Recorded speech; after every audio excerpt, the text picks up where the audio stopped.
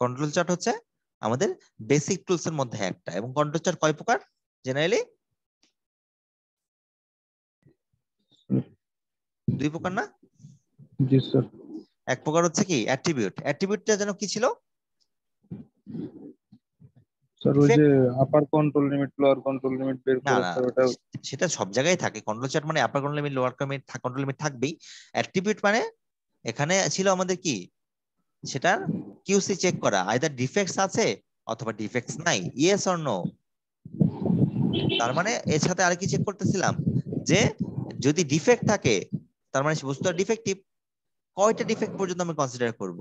কয়টা ডিফেক্ট হবে? কারণ যদি ডিফেক্ট খুব ছোট ছোট হয়, একাধিক থাকতে পারে। আবার ডিফেক্ট যদি খুব অল্প হয়, তাহলে কি হতে পারে?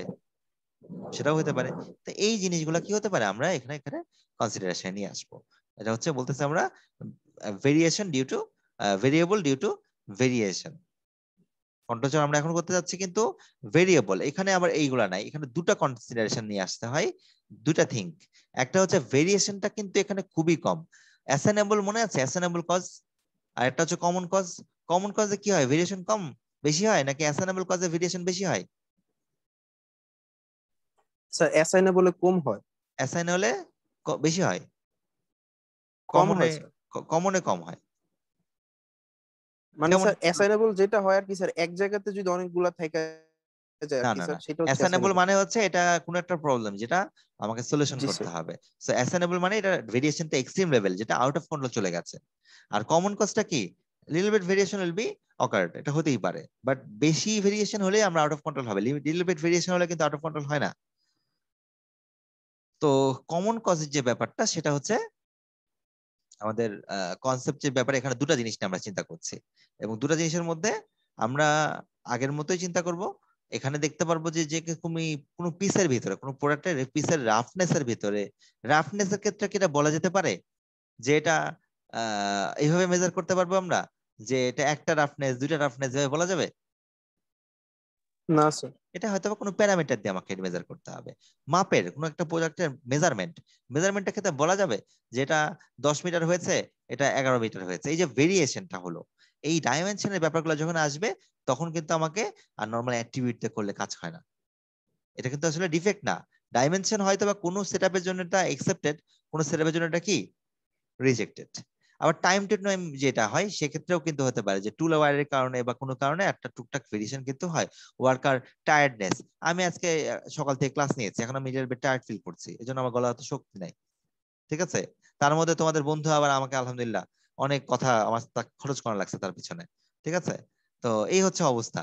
তো এখন প্রায় তোমাদের ক্লাস নেওয়ার আগে 15 মিনিট তার সাথে আবার কথা খরচ করা লাগছে, সে কথাই বুঝতে পারছে না আমার কথা, আবার তার কথা আমি বুঝতে পারছি না, অবস্থা এরকম। তো এইগুলা কিন্তু করলে কি হয়, আমার অ্যাক্টিভিটির মধ্যে কি হয়, ভেরিয়েশন তৈরি হয়।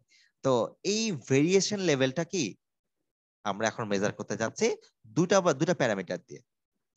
এই ভেরিয়েশনটা কেন হতে পারে আগেও বলেছি, এখন আবার বলছি, কি কি কারণ হতে পারে। টুল স্যার ওয়্যারের কথা মনে আছে? তুমি বাসায় একটা নাইফ দিয়ে, ছুরি দিয়ে নাইফ দিয়ে ফ্রুটস কাটো, নাইফটা ধার পড়ে গেছে, তাহলে কি শক্তি বেশি লাগবে না? বা জি স্যার। প্রোডাক্টের কোয়ালিটি খারাপ হবে কিনা একটু?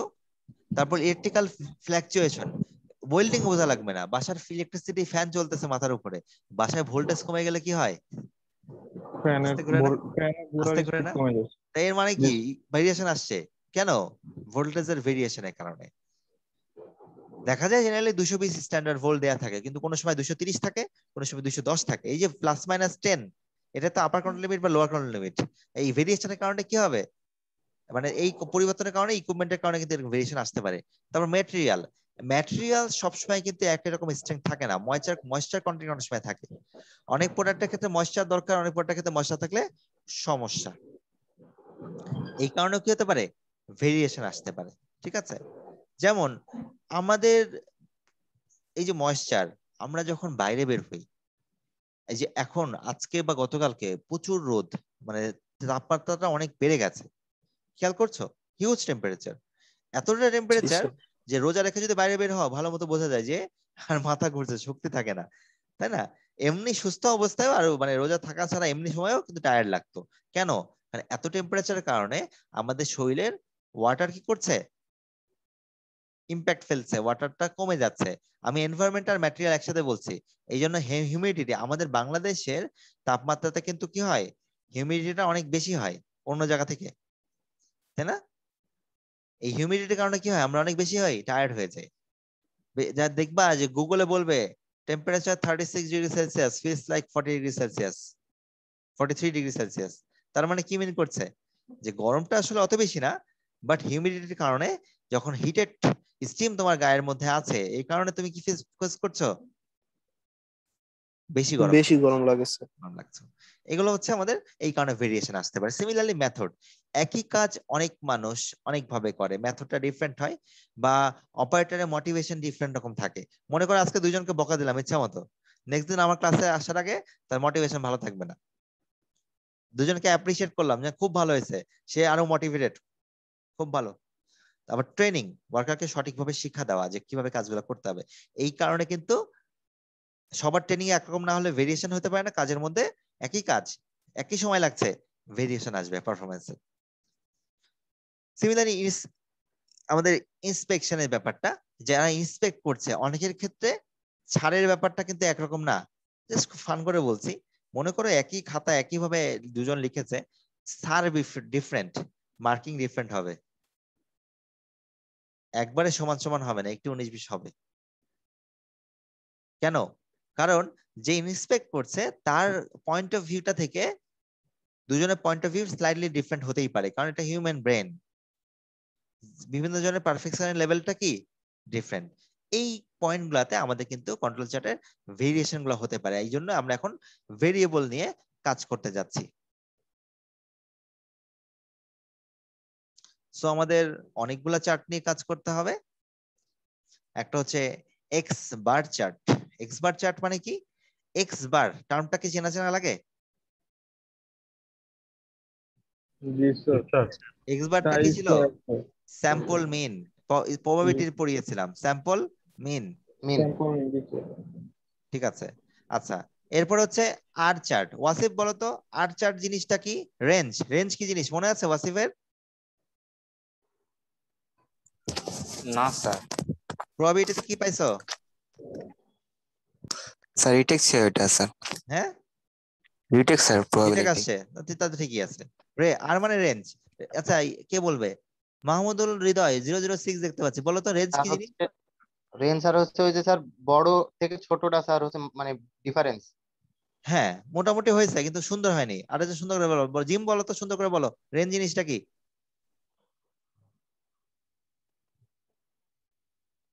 একটা থেকে স্যার একটা মধ্যবর্তী দূরত্ব স্যার, মানে একটা থেকে আর একটা কতখানি দূরত্ব এক্সাম্পল দিয়ে থাকে বলো, সেটা। মনে করো এক্সাম্পল দিয়ে বলো রেঞ্জ কি জিনিস। স্যার 20 থেকে যেমন স্যার 40 এরকম স্যার, মানে মাঝখানে যেটা থাকবে। না তাও অত হলো না, বুঝতে পারলাম না, বলবে কে? সাত বলো তো রেঞ্জ জিনিসটা কি? সাত শুনতে পাচ্ছি। 20 ডিফারেন্সটাই তো স্যার ভুলে ভাবতাম। গেছো?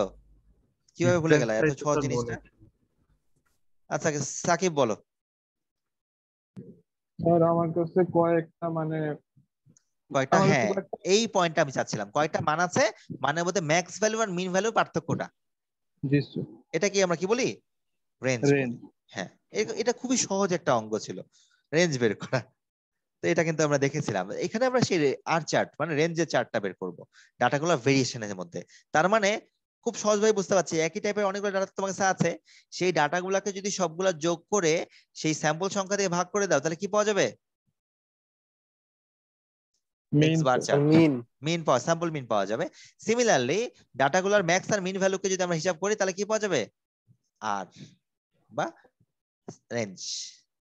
সিমিলারলি এস চার্ট, এস চার্টটা যেন কি, এস মানে কি মনে আছে? Standard deviation. Standard deviation, S মানে স্ট্যান্ডার্ড ডেভিয়েশন। আবার যদি এটা পপুলেশন স্ট্যান্ডার্ড ডেভিয়েশন হতো, তাহলে কি দিয়ে লিখতাম? স্যার তখন তো স্যার হচ্ছে একটা রুট হয়ে যাইতো। না না না, পপুলেশন স্ট্যান্ডার্ড ডেভিয়েশন হলে এস কে কি সিগমা লিখতাম? স্যার। সিগমা দিয়ে লিখতাম। Sigma sigma. আর যদি এক্স বার যদি পপুলেশন হতো, তাহলে কি দিয়ে লিখতাম? সব প্রবাবিলিটি পড়াচ্ছি এখন, দেখো। এক্স বার যদি এক্স বার যদি পপুলেশন হতো, তাহলে কি লিখতাম? Population sir. ফারজানা বলতে পারবা?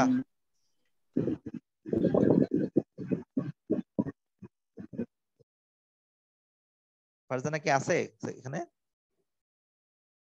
প্রথমে দেখলাম আছে, মনে হয় শুনতে পাচ্ছে না নাকি কই? আচ্ছা, যদি এক্স বার পপুলেশন হতো তখন আমরা এটাকে বলতাম মিউ। মনে পড়ছে এবার? জি স্যার। মিউ বলতাম। তো যাই হোক, এই কথাগুলো আসলে কেন বললাম, এগুলা জাস্ট জিনিসগুলো একটু কনসেপ্ট বোঝার জন্য। এক্স বার কি, আর বার, আর চার্ট, এগুলা আসলে আমরা এখন হয় কি এই ধরনের অ্যানালাইসিসে আমরা কম্বাইন্ড অ্যানালাইসিস করি। শুধু একটা চার্ট দিয়ে আমার হয় না, দুটো চার্ট করতে হয়। ঠিক আছে, মানে একই ডাটার জন্য আমার চার্ট করতে হবে কয়টা? দুটো। কেন করতে হবে সেটার ব্যাখ্যাটা একটু পরে আমি বলে দিচ্ছি। ঠিক আছে, তোমাদের বইও দেখতে পাবা যে কোনো একটা ক্ষেত্রে আমাদের একে একটা জিনিসকে দুটো অ্যানালাইসিস করা লেগেছে।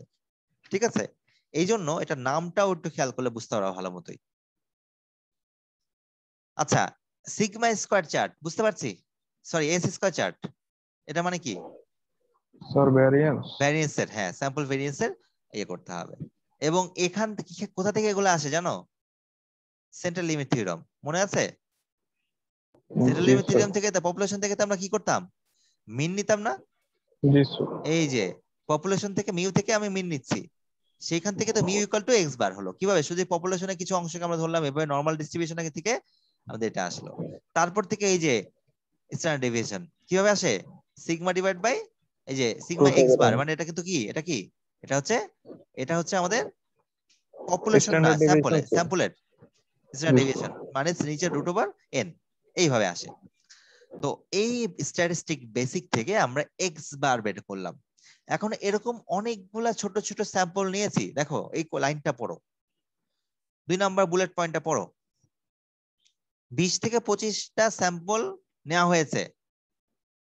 প্রতিটা স্যাম্পল সাইজ কত মনে আছে তো? স্যাম্পল নাম্বার আর স্যাম্পল সাইজ শিখিয়েছিলাম প্রবাবিলিটি স্ট্যাটিস্টিক্সে। জি স্যার। হ্যাঁ, তো এটা কি, এটা number of samples, sample size 4 থেকে 6টা নিয়েছি। তাহলে প্রতিটা স্যাম্পল 4টা থেকে 6টা নিলে ভ্যালুগুলো যদি নেই, সবগুলোকে এভারেজ করলে কি পাবো? এক্স বার পাবো, এক্স ওয়ান পাবো, তাই তো? এক্স ওয়ান বার, এক্স টু বার, এভাবে 25টা নিলাম। তাহলে 25টা সব যোগ করে এই 25 দিয়ে ভাগ করলে কি পাবো? এক্স ডাবল বার। তার মানে কি দাঁড়াচ্ছে এটা? এটা হচ্ছে আমরা যে ডাটাগুলো নিয়েছি সেই ডাটাগুলার অ্যাভারেজের অ্যাভারেজ, ঠিক কিনা? যে ছোট ছোট স্যাম্পল নিয়েছি সবগুলা যোগ করে আমরা এম, এম মানে কি, এম সংখ্যক যদি নিয়ে থাকি সেইভাবে আমরা কিন্তু এটাকে আইডেন্টিফাই করার চেষ্টা করলাম। এক্স ডাবল বার বলছি আমরা এটাকে। সব ফর্মুলাগুলো আলোচনা করছি, অঙ্কে চলে যাব, চিন্তার কিছু নাই। সো রেঞ্জ, একটু আগে যেটা বললাম স্ট্যাটিস্টিক্যাল অ্যানালাইসিস, দুটো ভ্যালু আছে একই। আমার ওই যে এক্স ভ্যালুগুলো নিলাম, যে ওই যে 25টা স্যাম্পল নিয়েছি, প্রতিটাই ভ্যালু আছে কয়টা? 4 থেকে 6। 4টা। ওই 4টার মধ্যে সবচেয়ে বড়টা আর সবচেয়ে ছোটটার মধ্যে কি করতে হবে? পার্থক্য করতে হবে। সেটা কি বলছি আমরা? রেঞ্জ। রেঞ্জ। এখন এরকম 25টার জন্য তাহলে 25টা রেঞ্জ হয়েছে, জি স্যার। সবগুলোকে যোগ করে 25 দিয়ে ভাগ করলাম, তাহলে রেঞ্জ বার, আর বার। ঠিক আছে, তো এই তাহলে আমাদের এই জিনিসগুলা কিন্তু এখানে এক্স বার চার্টের জন্য আমাদের এক্স ডাবল বার বের করা লাগবে, আর আর চার্টের জন্য আর বার বের করা লাগবে। কারণ এই আর বারটাই কিন্তু আসলে এর সাথে কিছু কানেক্টিং হয়ে কিন্তু আমাদের এই সেন্ট্রাল লিমিট আসে, বা আমাদের আপার কন্ট্রোল লিমিট বা লোয়ার কন্ট্রোল লিমিট আসে। So conceptually upper control limit বা লোয়ার কন্ট্রোল লিমিট তো আমরা এটাই জানি 3 সিগমা নিয়ে, ঠিক কি না? দেখো তো, জি স্যার। জি স্যার। এটা সেন্ট্রাল লাইট, আপার লিমিট, লোয়ার লিমিট, এইটা হচ্ছে আমাদের জেনারেলি হয়। এখান থেকে আমরা রেঞ্জের ক্ষেত্রেও এটা লিখতে পারি। দেখো তো, যে কথাগুলো আমি একটু আগে বললাম, 3 সিগমা আমরা নেই, গত ক্লাসেও এগুলো কথা বলেছি, আগের ক্লাসেও কথা বলেছি, 3 সিগমা করে নেই সবসময়, তাই না? তো এই যে 3 সিগমা জি স্যার। আর চার্ট, তাহলে কি এই যে 3 আর এটা হচ্ছে রেঞ্জের মধ্যে সিগমা। এখন সিগমার ক্যালকুলেশনটাকে বুঝাইতে হবে। Standard deviation sir. হ্যাঁ, কিভাবে বের করলাম মনে আছে ফর্মুলা? স্যার ওই যে জেনারেলি অ্যাভারেজ, মানে এরকম লিখতাম আমরা X bar minus X side whole square, তারপরে কি সামেশন অফ, এইভাবে লিখতাম। আমি আবার লিখে দিই এখানে পুরোটা, কিভাবে যে লিখবো, সামেশন চিহ্ন দিয়ে লিখি, দাঁড়াও। জেনারেলি যেটা হয়, যদি আমাদের ভ্যালু গুলা হয় এরকম, আমি জানি না আসলে এইভাবে লেখাটা লেখা কেমন দেখাবে, এইভাবে যদি ভ্যালু গুলা হয় তাহলে আমরা স্ট্যান্ডার্ড ডেভিয়েশন কি করতে পারি? এক্স,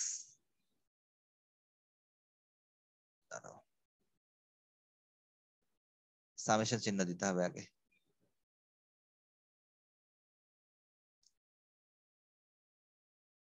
সামেশন অফ কি এক্স বার, বার পাশে লিখলাম, যদিও উপরে লেখা উচিত, এক্স বার মাইনাস কি এক্স আই, মনে পড়ছে? আর উপরে কি আছে? পাওয়ার। আর নিচে কি হবে? এন। এন না N minus one? Sir N minus one হওয়ার কথা না? জি স্যার। এইভাবে আসতেছে, এই ফর্মুলা গুলো এগুলো পরে থাকবে, সমস্যা নাই। তাহলে 3 সিগমা বুঝতে পারলাম, 3 সিগমা জি এই যে স্যার। এটা এইভাবে আসছে। এখন এইটা থেকে নতুন ফর্মুলা তৈরি হবে। ফর্মুলাটা আমাদের নর্মাল আমাদের ডিস্ট্রিবিউশনের যে টেবিল গুলো থেকে আমরা রেঞ্জ কে কম্বাইন করে একটা ফর্মুলা নতুন করে তৈরি করি এক্স বার চার্টের জন্য। সেটা কি দেখো, এখানে নতুন একটা কনস্ট্যান্ট এসছে। কনস্ট্যান্টটা কি? A2 A2। আর এ A2, A2 জিনিসটা আবার কি? এটা একটা কনস্ট্যান্ট ভ্যালু, সেটার ভ্যালু গুলা তোমরা তোমাদের বইয়ের লাস্টের দিকে চলে যাও, যাদের হাতে বই আছে। আমি পেজ নাম্বারটা বলে দিচ্ছি, যেহেতু বলছি রেকর্ডিং এ থাকলে পরের জন্য সুবিধা হবে। আমাদের এটার পেজ নাম্বার হচ্ছে 330। যাদের কাছে জি বই স্যার আছে তারা পাইছি। একটু আওয়াজ দাও, আসলে আছে কিনা, জি দেখতে স্যার। পাচ্ছি কিনা টেবিলটা। জি আসলে স্যার। টেবিলটা পরে পেজ স্লাইডে আমি টুকটাক রেখেও দিয়েছি, যাতে একটু বোঝা যায়। পুরাটা রাখিনি, যেটুকু আমার দরকার হবে, ঠিক আছে? টেবিলের উপরে এখানে 3টা প্যারামিটারের জন্য আছে ফ্যাক্টরস। একটা ফ্যাক্টরস কি এই A1, A1, A2, A3, এই 3টা ফ্যাক্টরস হচ্ছে আসলে এক্স বার চার্টের জন্য ফ্যাক্টরস। এই ফ্যাক্টরস গুলো কিসের উপর ডিপেন্ড করে হয়? স্যাম্পল সাইজের উপরে। একটু আগে মনে আছে স্যাম্পল সাইজের কথা বলেছিলাম, 4 থেকে 6 ছিল। এরকম স্যাম্পল সাইজ কত পর্যন্ত নেওয়া যেতে পারে? 2 থেকে 25 পর্যন্ত নেওয়া যেতে পারে একটা স্যাম্পলে। তো সেই ক্ষেত্রে আমরা A2 এর ভ্যালুটা এখান টেবিল থেকে নিয়ে নিতে পারি। আচ্ছা, এটা গেল তাহলে কি এক্স বারের জন্য আমাদের এই ব্যবস্থা। সিমিলারলি আর এর জন্য একটা ব্যবস্থা আছে। আর চার্টের জন্য কি করব? D3 একটা কনস্ট্যান্ট আর D4 একটা কনস্ট্যান্ট। ফর্মুলা গুলোকে বুঝতে পারছি? আর আর বারটা একটু আগে বের করা শিখিয়েছিলাম না, জি স্যার। ডাটাগুলো থেকে আর বার বের করা শিখিয়েছি। তো এই যে দুটো কনস্ট্যান্টকে আমরা অ্যাকুমুলেট করে আমরা কিন্তু D3 আর D4 এর ভ্যালু 330 পৃষ্ঠায় পেয়ে যাবো, একবার ডান সাইডে। যাদের কাছে বই জি আছে স্যার। দেখতে পাচ্ছি, হ্যাঁ, ডান পাশে পেয়ে যাব। এটারে সংক্ষিপ্ত রূপে আমি একটা টেবিল, মানে এটা আমি বানানো না, আমাদের যে স্যাররা পড়িয়েছিলেন তাদের স্লাইড থেকে গুছিয়ে ইন্টারনেট থেকে দেখে এই টেবিলটা আমি পেয়েছি। এটা তোমাদের দেখিয়ে দিচ্ছি। র্যান্ডমলি তোমরা A2 এর ভ্যালু, মনে করো স্যাম্পল সাইজ 5 এর জন্য A2 ভ্যালু কিন্তু বই থেকে এখানে মিলিয়ে দেখতে পারো, দেখবো মোটামুটি ঠিকই আছে। মনে করো বই আছে 0.577, আমি বই থেকে বলছি, আর এখানে আছে 5.8, একই কথা, দশমিকের পরে যেটা রাউন্ড আপ করেছে। সিমিলারলি স্যাম্পল সাইজ 5 এর জন্য D3 ভ্যালু 0, D3 ভ্যালু 0 না? জি স্যার। 0। আর D4 এর ভ্যালু 2.114 আছে বইয়ে, এটা 211, কোনো সমস্যা নেই। এই টেবিলটা এখানে আছে, এই টেবিলটা আমাদের লাগবে।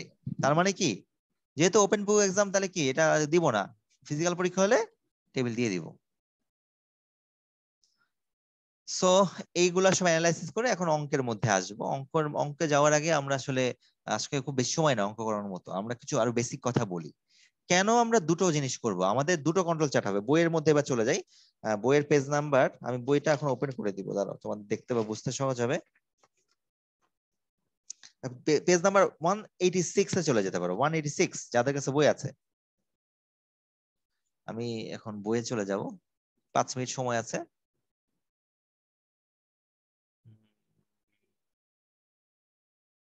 পিডিএফ দেখায় না কেন?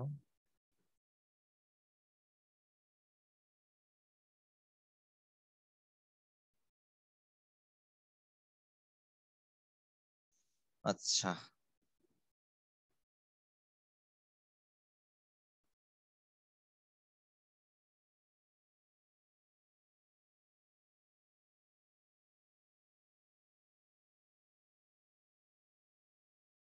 স্টপ শেয়ারিং দিই।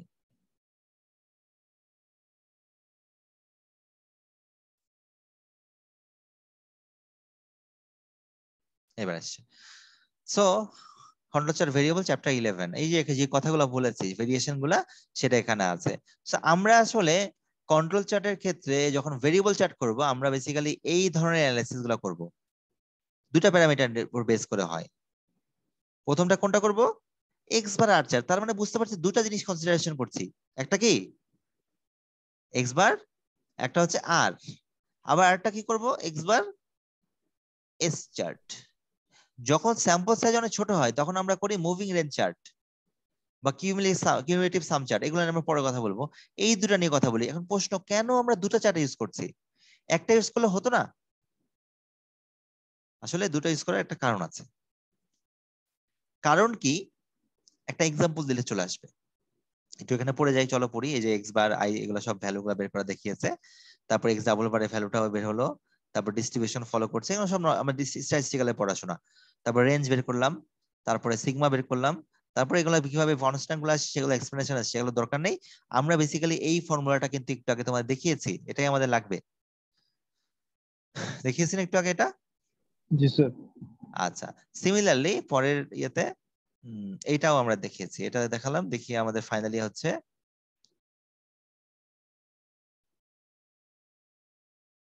আচ্ছা ওখানে আর এতে যায়নি, এখানে ভিতরে ভিতরে আছে মনে হয়, দেখতে হবে। এখন প্রশ্ন হচ্ছে কেন আমরা এক্স বার আবার আর নিচ্ছি? আর আর মানে যেন কি? রেঞ্জ রেঞ্জ আর এক্স বার মানে যেন কি? স্যাম্পল মিন। মিন। স্যাম্পল মিন। এইটা একটু মাথায় রাখো। এবার চলো আমরা বলি কিভাবে আসছে, ঘটনাটা ঘটছে। ঘটনাটা ঘটছে এইভাবে, মনে করো 10 20 সরি 10 15 আর 5, এই ডাটাগুলোর মধ্যে অ্যাভারেজ কত, মানে এক্স বার কত? স্যার 10। 10। সিমিলারলি 30, আচ্ছা 30 দরকার নাই, 25, আচ্ছা 20 5 5, এগুলার মধ্যে অ্যাভারেজ কত?